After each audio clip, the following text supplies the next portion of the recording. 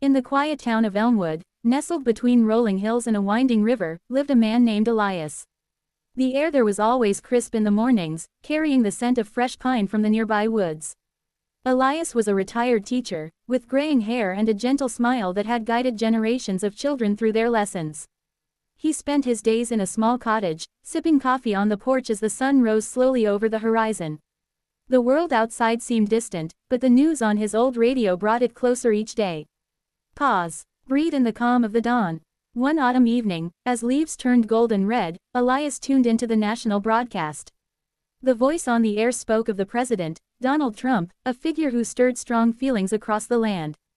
Trump had just survived an attempt on his life, a shocking event that left the nation holding its breath. In his first speech after, he called for healing, for unity in a divided country. Elias nodded to himself, feeling a spark of hope. He remembered his own life, marked by small divisions, neighbors arguing over fences, families split by old grudges. Healing sounded right, like rain after a long drought. But as the speech went on, the tone shifted. Trump began to condemn the Democrats, calling them enemies, blaming them for the chaos. Elias paused his rocking chair, the creak echoing in the stillness. How could words of peace turn so sharp? The problem crept in like fog over the river. Elias had friends on both sides. Old Tom, a staunch Republican who flew a flag proudly in his yard, and Sarah, a Democrat who volunteered at the community center, helping feed the hungry. They had shared barbecues and stories for years, their differences like mild spices in a familiar stew. But now, the president's words rippled through Elmwood.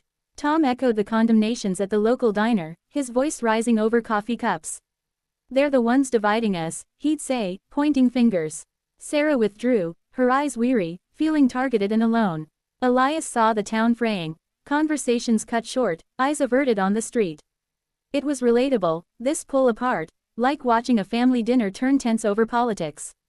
Elias felt it in his chest, a quiet ache. He wondered if the nation could mend when its leader's call for healing came wrapped in blame. Pause. Let the weight settle. Days passed slowly, the wind whispering through the trees as winter approached. Elias walked the paths by the river, his boots crunching on fallen leaves. He thought of his late wife, Maria, who had always bridged gaps with her kind words. People are more alike than different, she'd say.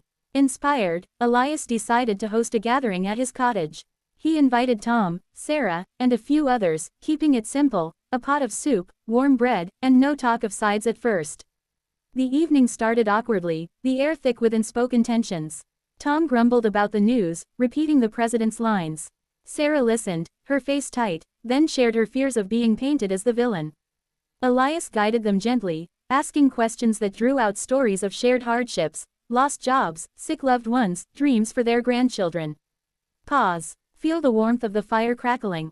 Then came the gentle twist, unfolding like a petal in the sun. As the night deepened, Elias turned on the radio softly. Another speech from Trump played, this time softer, acknowledging pain on all sides. But it was Tom's admission that shifted the room. "I want healing too," he said, his voice low. "But hearing the condemnations, it makes me angrier, not better." Sarah nodded, tears in her eyes. "We're all hurting. Why add more division?" In that moment, Elias realized the president's words, meant to rally, had instead highlighted the cracks. Yet here, in this small circle, they found a way to listen.